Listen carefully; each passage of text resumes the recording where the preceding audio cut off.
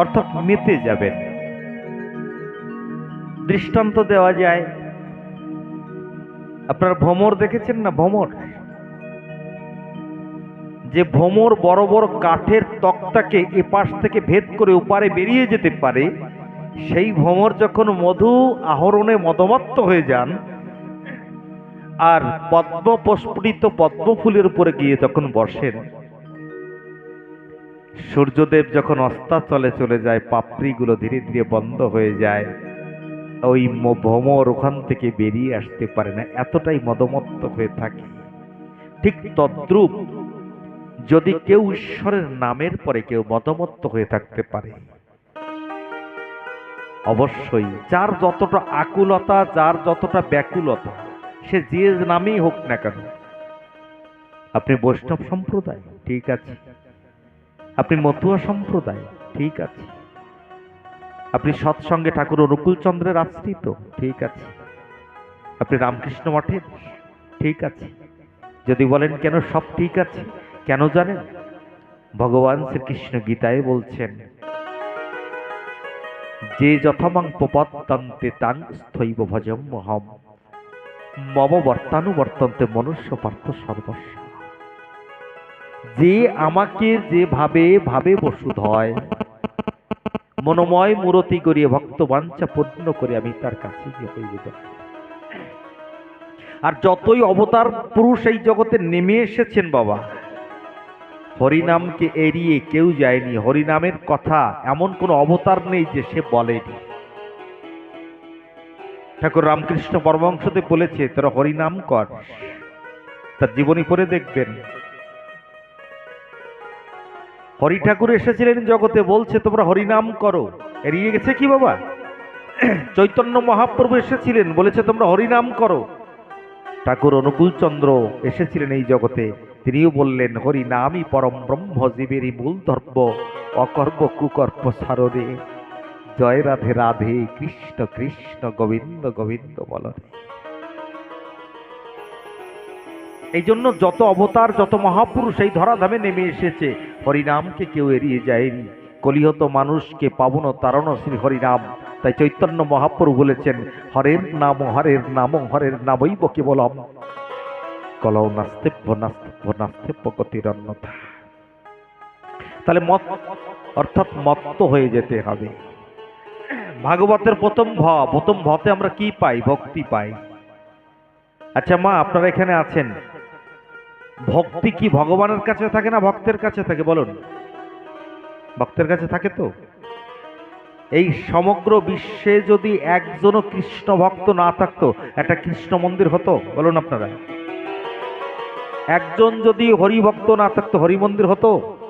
যে ভক্ত আছে সেই ঠাকুরের বা সেই দেবতার মন্দির প্রতিষ্ঠিত হয় এবং সেই অনুষ্ঠান উদযাপিত হয়, তাই তো বাবা? ঠিক বলছি তো? তাহলে সে ভক্তি ভক্তের কাছে থাকে। এবার আমাকে যদি ভক্তি পেতে হয়, তাহলে আমাকে কার কাছে যেতে হবে? ভক্তের কাছে যেতে হবে। এই জন্য ভাগবত শব্দের অর্থ হচ্ছে ভক্ত, আর ভগবত শব্দের অর্থ হচ্ছে ভগবান। দশম স্কন্ধ পর্যন্ত ভাগবত অর্থাৎ ভক্তের চরিত্র গায়ন করেছেন, এবং তৎপশ্চাৎ দশম স্কন্ধ, একাদশ স্কন্ধ, দুই স্কন্ধে, দশম স্কন্ধ এবং একাদশ স্কন্ধ ভগবানের লীলা বর্ণনা করেছেন। এই জন্য ভাগবত আশ্রয় হলে প্রথম ভতে হচ্ছে ভক্তি। তাহলে আমরা ভক্তি যদি পেতে চাই, আমরা তার কাছে যাব যে একজন ভক্ত এই জগতে, তার কাছে গেলে পরে আমরা ভক্তি পাবো, তাই তো? বোঝা গেল তো? এবার হচ্ছে গ। গতে কি? গতে হচ্ছে জ্ঞান। কোন জ্ঞান? অনেক জায়গায় গেলে পরে অনেক মানুষ আমাদেরকে ডেকে বলে, মহারাজ ছেলে দুটো মানুষ করে ফেলেছি। আমি, কেমন মানুষ হয়েছে?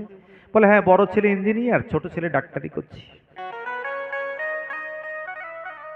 আমি অনেক সময় বলি, তোমার ভাবনা এটা যে ছেলে ইঞ্জিনিয়ার ডাক্তারি পাশ করেছে, মানুষ হয়ে গেছে। কত ইঞ্জিনিয়ার, কত ডাক্তার, কত মাস্টার, তারা মা বাবাকে খেতে দেয় না, মানুষ হলো তোমার? বলুন। তাহলে কেমন মানুষ হলো? তাই এবার আপনারা মনে মনে ভাবছেন যে তাহলে আমি এই ব্যাসপীঠে বসে কি ইঞ্জিনিয়ার, ডক্টর, বড় বড় পদস্থ হওয়ার জন্য কি বারণ করছি? না, বারণ করছি না, ওটাও আমাদের দরকার। প্রকৃত জ্ঞান সেই দিন হবে এই দেহের ভিতরে আমি আছি, ভগবান সত্তা আছে। গীতায় বলছেন ভগবান, বেদরং সংবেদস্মি দেবানাংস্মি বাসব ইন্দ্রিয়ানাং মনশ্চস্মি ভূতানাংস্মি চেতনা। সেই চেতনা সত্তাকে জানাটাই হচ্ছে সব থেকে বড় জ্ঞান। তবে যারা জাগতিক জগতে শিক্ষিত হয়ে আধ্যাত্মিককে ভালোবাসে না, তাদের জ্ঞান কেমন জানেন? ছেলে পড়াশোনা করতে গেছে, আমি একটা দৃষ্টান্ত দিই, সিদ্ধান্তকে বোঝাতে গেলে একটা দৃষ্টান্ত দিতে হয়। তা ছেলে যখন পড়াশোনা করে পাশ করে এসেছে, হ্যাঁ, বিএ পাশ করে যখন ঘরেতে এসেছে, খুব আনন্দে মা মনে মনে চিন্তা করছে ছেলে আসছে, কি আর খাবার তৈরি করব, তাড়াতাড়ি করে দুটো লাড্ডু তৈরি করেছি।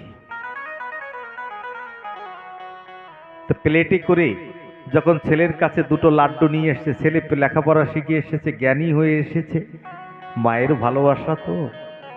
মা দুটো লাড্ডু নিয়ে যখন সম্মুখে এসেছে, আসার পরে ডাক দিয়ে বলছে, বাবা তুই আসবি, তাই আমি কষ্ট করে দুটো লাড্ডু তৈরি করে নিয়ে এসেছি। বলে, কি বলছো মা, দুটো লাড্ডু? এখানে তো লাড্ডু তিনটে।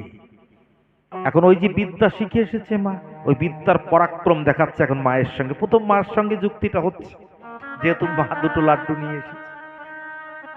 মা মনে মনে চিন্তা করছে, আমি দুটো লাড্ডু তৈরি করে প্লেটে সাজিয়ে নিয়ে আসলাম, ছেলে বলছে তিনটে লাড্ডু কি করে? কয়, মা যুক্তি দেখাচ্ছি, তুমি বোঝো। বলে, কি? বলে, আঙ্গুল দিয়ে, মায়ের আঙ্গুল নিয়ে বলছে, এটা কটা? বলে, এক। এ পাশের লাড্ডুর উপর হাত দিয়ে বলছে, এটা কটা? বলে, দুই। তা দুই আর এক কত হয় মা? কয়, তিন। কয়, লাড্ডু তিনটে। মার মাথা ঘুরে যাচ্ছে, বলে, বলে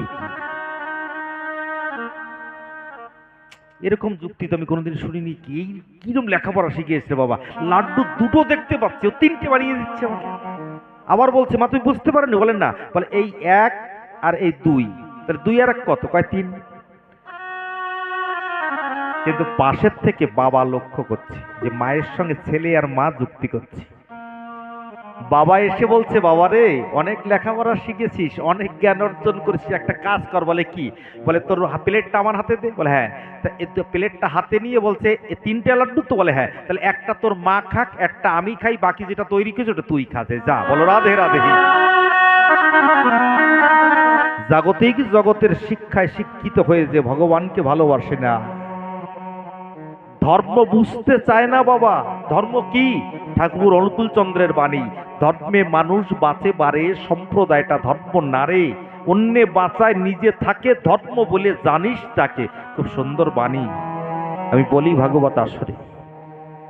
ঠাকুরের আরো কথা আছে, আমি বলি অনেক অনেক কথা।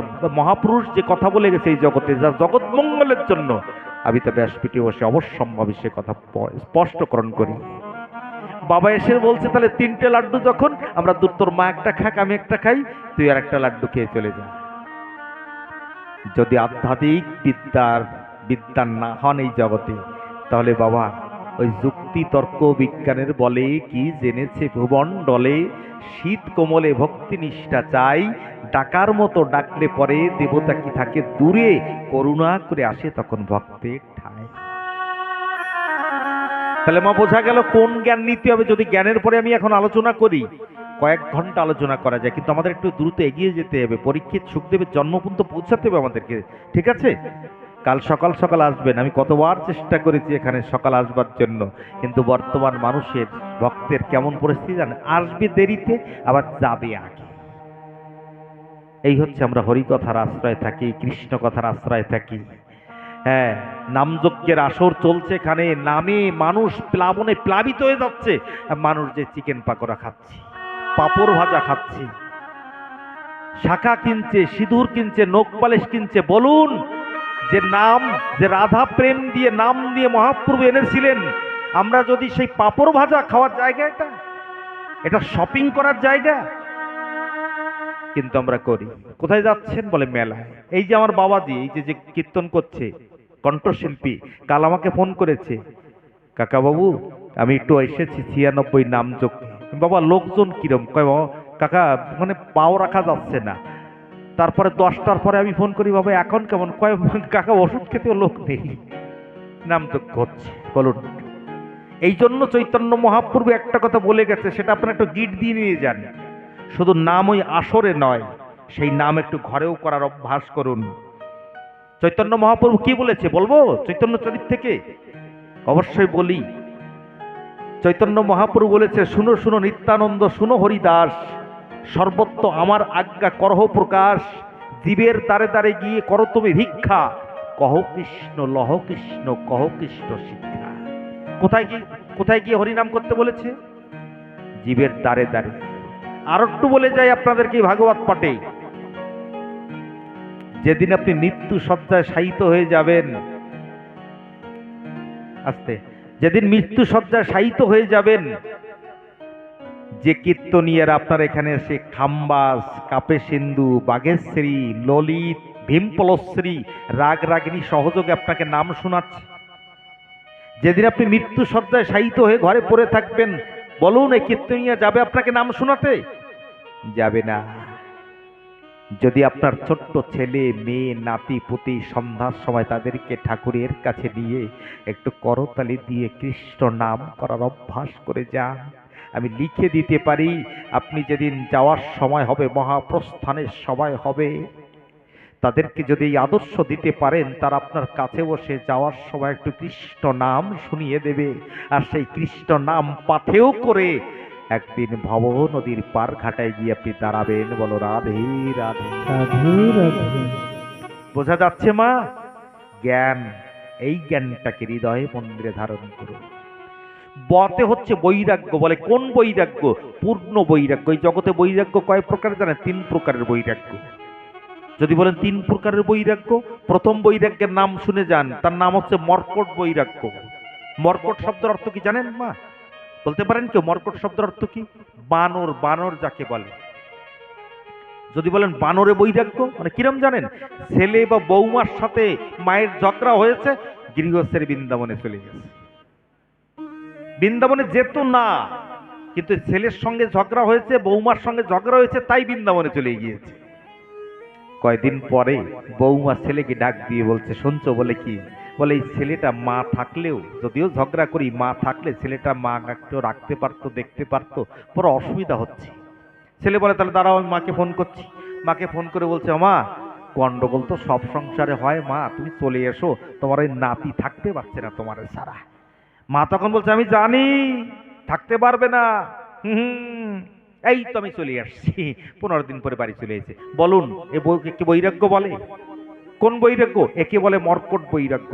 চৈতন্য মহাপ্রভুর কাছে যখন রঘুনাথ দাস গোস্বামী গেলেন, চৈতন্য চরিতামৃতে স্পষ্টকরণ করা আছে, ডাক দিয়ে বললেন, মর্কট বৈরাগ্য তুমি কবু না ধরিবে, অনাসক্ত হয়ে তুমি বিষয় ভঞ্জিবে। যে বৈরাগ্য ধরো, কিন্তু এই মর্কট বৈরাগ্য ধরো না, যাও সংসারে চলে যাও, সেখানে গিয়ে অনাসক্ত হয়ে তুমি বিষয় ভঞ্জিবে। অনাসক্ত মানে সংসারে আমি থাকবো, কিন্তু সংসার আমার ভিতরে থাকবে না। আমরা পারি তো জলের মতো বলে দিয়ে যাচ্ছি, আর আমরা জলের মতো শ্রবণ করছি, কিন্তু বড় কঠিন হয়ে যায়, বড় কঠিন হয়ে যায়। একজনের ছেলে মারা গেছে, আরেকজন গিয়ে বলছে, আরে তুই কান্না করছিস কেন? বলে কেন? বলে তুই জানিস না গীতায় ভগবান শ্রীকৃষ্ণ বলেছে, ব্যাসাংসি জিন্নানি যথা বিহায় নবানি গৃহতি নরহপরাণী তথা শরীরানি বিহায় জিন্নান্নানি সংজাতি নবানি দেহি। নূতন বস্ত্র পূর্ণ হলে মানুষ যেমন হস্তে তুলে করে পরিধান, দেহ হলে জরা জীর্ণ ছেড়ে যায়, তা শ্রী চৈতন্য আত্মা আবার নূতন দেহে যান। বলে হ্যাঁ জানি, তো কান্না করছিস কেন, শোক করছিস কেন? বলে ঠিক আছে। ও তো চুপচাপ হয়ে গেল।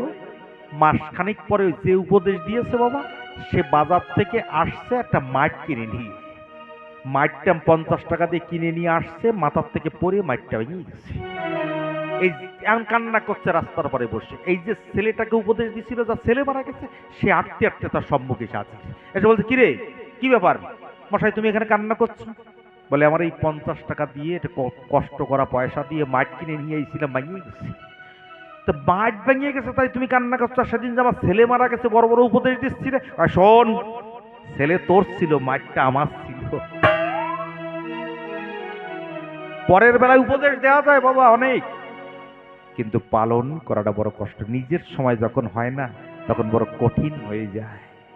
তাহলে মর্কট বৈরাগ্য তুমি কবু না ধরিবে, অনাসক্ত হয়ে তুমি বিষয় ভুঞ্জিবে। দ্বিতীয় বৈরাগ্যের নাম কি? শ্মশান বৈরাগ্য। শ্মশান বৈরাগ্য কারে কয় জানেন? আগের দিনে যখন মরা কাঁধে করে নিয়ে যেত তখন বলতো, বলো হরি হরি বল, বলতো কিনা মা বলুন? তবে এখন একটু সুর চেঞ্জ হয়ে গেছে। এখন সবাই বিভিন্ন পার্টিতে সবাই থাকতে থাকতে না, মানে আর অনেক সময় অনেক পরিস্থিতি পারে, এখন সুর দেয় কেমন জানো, বলো হরি হরি বল, বলো হরি হরি বল। আমি এক জায়গায় সুর শুনি, আমি অবাক হয়ে গেছি, এই কোন সুরে গাচ্ছে, এ কোন রাগ রাগিনীতি গাচ্ছে? আগের দিনে যখন মরা নিয়ে যেত একটু জোর করে বলতো, বলো হরি হরি বল, বলতো কিনা মা বলো? ভুল বলছে কি? আর এখন কাঁধে নিয়ে একটা স্টাইল দিয়ে বলো হরি হরি বল, বলো হরি। আমি কি সুরে? আমার একজন জিজ্ঞেস করতে যে কোন সুর, আমি বলতে যে কোন সুর জানো? সবাই একটা না একটা পার্টি করে এই জগতে, করে কিনা?